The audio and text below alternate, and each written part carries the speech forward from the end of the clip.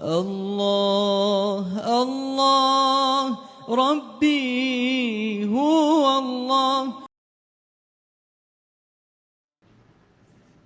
Pertanyaan, bagaimana saya nak membuang dunia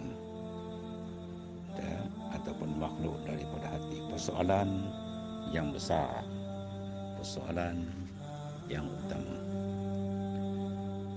yang menjadi manusia tersangkut, terhijab dengan Allah Ta'ala ialah kes dia dunia, kes makhluk. Sebab dalam hadis sahih Nabi sebut kan, yabi'u dinahu bi'aradin minad dunya, mereka gadaikan agama sebab dunia. Dunia dan makhluk.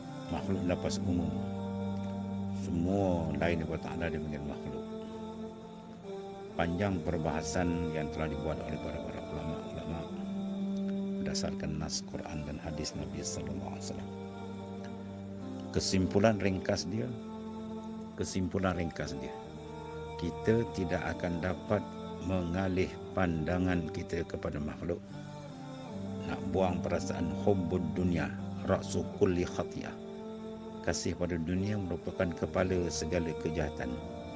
Maksudnya sanggup membunuh, sanggup menipu, sanggup terjun neraka dengan sebab dunia tadi.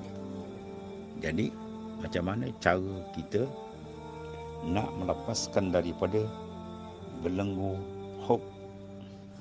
Dia kaedah dia, man ahabba syai'an a'rada an ghairi.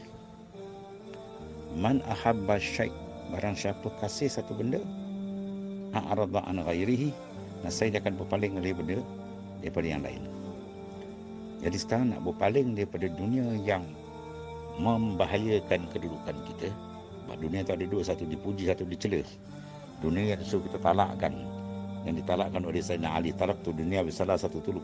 Aku talakkan dunia 3 talak. Itulah dunia yang merosakkan, dunia yang melekakan, dunia yang membawa kita melanggar perintah Allah, dunia yang melalaikan kita. Itu jenis dunia yang dicela. Adapun dunia yang dipuji, yang kita guna perjalanan Allah, itu tidak termasuk dalam bab ni. Jadi cara ringkas dia apa? Ialah tanamkan kasih dengan Allah. Di sinilah rahsianya ulama-ulama tariqah, ulama-ulama sufi mengajak membentuk diri kita kasih kepada Allah Ta'ala. Bila kita dah kasih kepada Ta'ala, yang lain akan jadi tawar.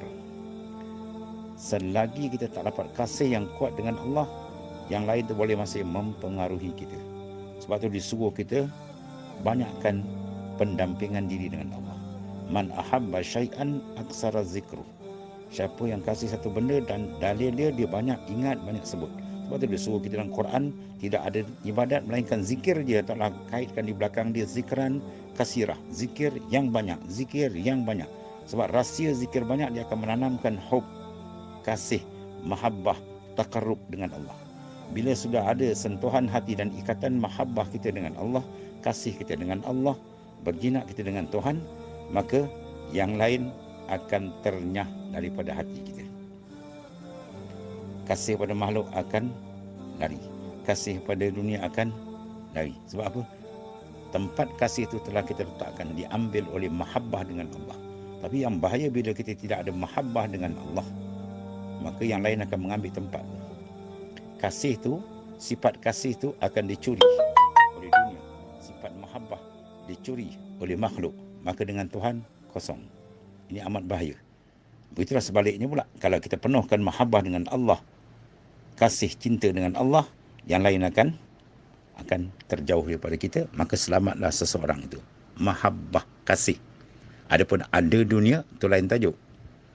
Sebab ada sikit banyak dunia itu benda yang telah ditaksis oleh iradat Allah Subhanahu Wa Taala. Kalau dia taksiskan kita banyak, kita guna cara dia. Ada ajaran Islam ajar. Kita bersyukur, kita membantu, kita guna perjalanan Allah. Kalau taksis kita tak dapat banyak, dia uji, kita bersabar. Dia beri, kita syukur. Semua ada maknanya jalan-jalan yang telah ditunjuk oleh Al-Quran dan hadis Nabi sallallahu alaihi wasallam. Tapi pokok pangkal dia tadi ialah tajuk dia tu hati kita tu. Kita nak tawankan dia dengan Allah, kasihkan dia dengan Allah. Sebab rahsia ulama-ulama sufi membina jalan ni, itulah si kunci dia. Bila kita dapat mahabbah, hub dengan Allah Subhanahu Wa Taala, segala-galanya akan selesai. Ya, segala-gala akan selesai. Tapi mahabbah yang sebenarlah. Sebab mahabbah yang sebenar akan menatijahkan dalil dan tanda dia. Tanda betul dia mahabbah dengan Tuhan, dia akan tunduk pada Allah Ta'ala. Dia akan kasih pada Tuhan. Dia sanggup berkorban untuk jalan Allah. Sanggup berjuang pada jalan Allah. Sanggup apa sahaja. Sanggup digadaikan. Ya, sanggup digadaikan untuk dapat kasih sayang Allah Ta'ala. Sehingga ada ulama sufi kata, kalau adalah kasih sayangmu di dalam neraka, aku akan terjun di sana. Sampai begitu sekali maknanya apa? Besarnya mahabbah dengan Allah. Sebab dia akan membakar segala benda-benda yang lain. Ikatan dengan dunia, ikatan dengan makhluk, dia akan terbakar. Bila nur mahabbah itu terang di dalam batin hati seseorang, maka mintalah jalan mahabbah. Kasih. Bila kita kasih dan Tuhan dah kasih kita, selamat kita. Itu jalan dia. Ya, itu di antara tanda dia apa? Tanda kasih. Tuhan kasih kita. Kita kasih Allah. Allah kasih kita, tanda apa? Kita memandang hanya dia sahaja. Ya. Kita memandang hanya dia saja. Fa iza ahbabta kuntu sam'ahu allazi yasma'u bihi ilal al-hadisah. Bila aku kasih pada hamba, akulah pendengarnya, dia mendengar dengan aku. Apa makna dia? Pendengaran dia dikawal dengan syariat, satu makna. Pendengaran dengan aku dengan makna dia fana, lenyap. Dia sedang merasakan semua itu dari Allah. Pendengaran dia dari Allah, penglihatan dia dari Allah. Dia mensyukuri, dia menggunakan segala nikmat, ya, mengguna dengan syukur. Sebab tu bila kita memandang, kita kena ingat, di sana ada orang yang tidak boleh memandang. Wajib kita kena syukur. Kita mendengar, kita pakai hari, kita tahu di sana ada orang yang tidak boleh mendengar. Pendengaran tak ada dekat dia, dia tak dapat mendengar. Berapa banyak kita kena syukur. Kita ada nikmat sihat, kita perhati di sana berapa banyak orang yang sakit. Itu semua benda kita kena tengok supaya melahirkan kesyukuran tinggi. Kita boleh berjalan, kita ingat ada orang tak boleh berjalan, lumpuh. Kita boleh bergerak, ada orang tak boleh bergerak. Kita boleh bercakap, ada orang bisu. Kita boleh melihat, ada orang di sana yang buta. Kita boleh mendengar, ada orang di sana yang pekak. Dan begitu seterusnya. Berbanyak nikmat sehingga kita tak boleh nak kira nikmat. Ini benda-benda mengingati akan nikmat Allah, mendatangkan rasa cinta. Sebab kan ada dia, itulah seorang tadi akan kasih. Ya, jubilatul insan yuhib ila man asana ilaih.